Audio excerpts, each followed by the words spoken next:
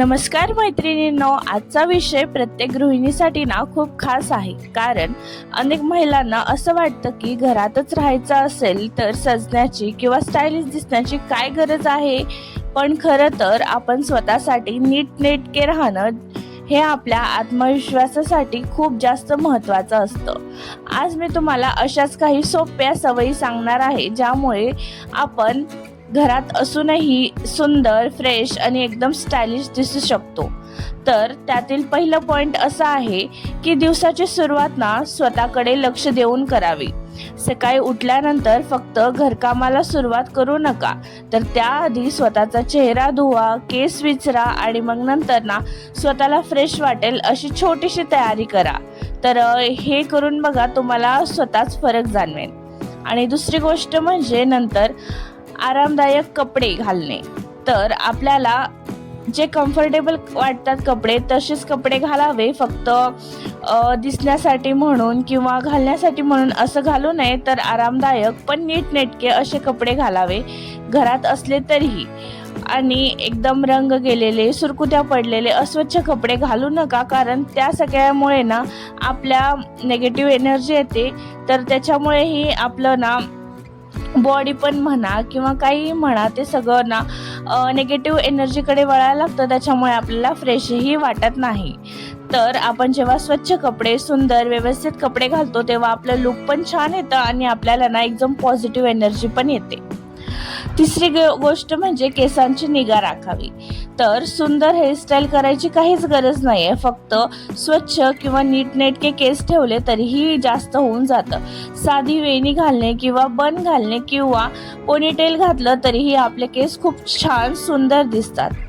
आणि छोटीशी बिंदी किंवा साधे दागिने जरी घातले तरीही आपलं सौंदर्य एकदम खुलून येतं. एक छोटीशी बिंदी, कानातले किंवा साधे चैन देखील आपल्या व्यक्तिमत्वाला ना एक वेगळं सौंदर्य येऊन जातं. त्याच्यामुळे आंघोळ वगैरे केल्यानंतर थोडेसे केस विचरा, गंध वगैरे लावा आणि आपलं थोडंसं हेअरस्टाईल नाही तरी बन वगैरे घालू शकतो आपण.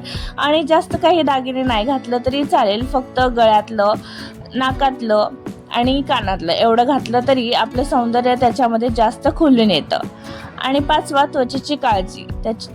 याच्यामध्ये आपण रोज मॉइश्चरायझर लावलं पाहिजे हातांना, पायांना वगैरे. थंडीमध्ये तर हे खूप जास्त महत्त्वाचं आहेच.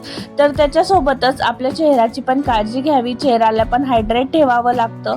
तर आणि ओठांना पण तेवढीच जास्त काळजी घेण्याची गरज असते. म्हणजे लिप बाम वगैरे लावा होटांना. जर होठ फाटले असेल किंवा नसेल फाटली तरीही रोज लिप बाम वगैरे लावलं तरीही आपल्याला छान वाटतं. आणि भरपूर पाणी प्यायचं. त्याच्यामुळे ना कोणतेही रोग वगैरे होत नाही आणि आपलं स्किन पण ड्राय पडत नाही आणि त्वचा निरोगी राहते. आणि कोणत्याही मेकअप शिवाय पण आपण एकदम जास्त सुंदर दिसू शकतो. त्याच्यानंतर 6वं पॉईंट म्हणजे चप्पल किंवा पायाची स्वच्छता ना ठेवायलाच पाहिजे. आपण चेहऱ्याकडे लक्ष देतो पण पायाकडे ना दुर्लक्ष करतो. पण पायाची पण स्वच्छता खूप जास्त महत्त्वाचं आहे. स्वच्छ पाय आणि आरामदायक चप्पल हे ना खूप जास्त महत्त्वाचे आहेत. फक्त स्टायलिश दिसायचे म्हणून कोणतेही चप्पल वापरणं काही योग्य नाही आहे. त्याच्यामध्ये आपल्याला कम्फर्टेबल पण वाटायला पाहिजे आणि आपल्याला छान चालता पण आलं. नंतर स्वतःसाठी ना 15 मिनिटं राखून ठेवत जावा तुम्ही रोज. कारण दिवसभर घरकाम, घरातली कामे हे कधीच संपत नाही. तर त्याच्यातून ना आपल्याला थोडंसं वेळ काढावाच लागतो स्वतःसाठी. तर त्या वेळेमध्ये आपण साधे व्यायाम करू शकतो. म्हणजे स्ट्रेचिंग वगैरे पण करू शकतो. नाहीतर मग आपण चालायला जाऊन वॉकिंग करू शकतो. किंवा तुम्हाला जर पुस्तक वाचायला आवडत असेल तर तुम्ही तेही करू शकता. नाहीतर मग गाणे ऐकू शकता किंवा शांत एका जागी बसून मनन, चिंतन किंवा ध्यान असंही करू शकता. त्याच्याने ना आपल्या मनाला खूप जास्त शांती भेटते आणि आपलं डोकं पण जास्त ॲक्टिव्ह होण्यासाठी खूप जास्त मदत होते. आणि त्याच्यानंतर 8वं पॉईंट म्हणजे शरीराची ठेवण चांगली ठेवलं पाहिजे. म्हणजे आपण बसल्यावर पण ताठ बसायला पाहिजे. एकदम असं खाली वाकून बसू नये. अंगात एनर्जी नसल्यासारखं पण करू नये. चालताना पण एकदम असं उत्साहामध्ये चालायला पाहिजे. एकदम मुरगळून पडल्यासारखं असं वागू नये. त्याच्यामुळे ना निगेटिव्ह एनर्जी पण येते आणि आपल्याला पण ना ॲक्टिव्हपणा वाटत नाही आपल्या शरीरामध्ये. त्याच्यामुळे ना बोलताना, चालताना सगळं ना कसं एकदम आकर्षण दिसायला पाहिजे, एकदम ताठ मानाने आपण चाललं पाहिजे, बोलताना आपलं वाणी एकदम शुद्ध चांगलं असलं पाहिजे. तर हे सगळ्या गोष्टी आहेत जे आपण अनुकरले ना तर नक्कीच आपल्यामध्ये आत्मविश्वास पण वाढेल आणि समोरच्याला पण आपल्याला बघून अजून पॉझिटिव्ह एनर्जी पण येईल. आणि त्याच्यानंतर घरामध्ये आपण कोणतंही परफ्यूम वापरू शकतो, एकदम साधं, म्हणजे जास्त काही फ्रेग्रन्स नसलेलं, जास्त स्ट्रॉंग पण नसलेलं. आणि जर तुम्हाला आवडत नसेल तर तुम्ही स्किपही करू शकता. हलकं फुलकं तुम्हाला जर कुठला तरी रोज वॉटर वगैरे आवडत असेल तर तेही तुम्ही अप्लाय करू शकता. तर हलकासा सुगंध ना आपल्या शरीराला पण फ्रेश ठेवतो आणि कपड्यांना पण फ्रेश ठेवतो आणि आपलं मूड पण छान फ्रेश ठेवतं.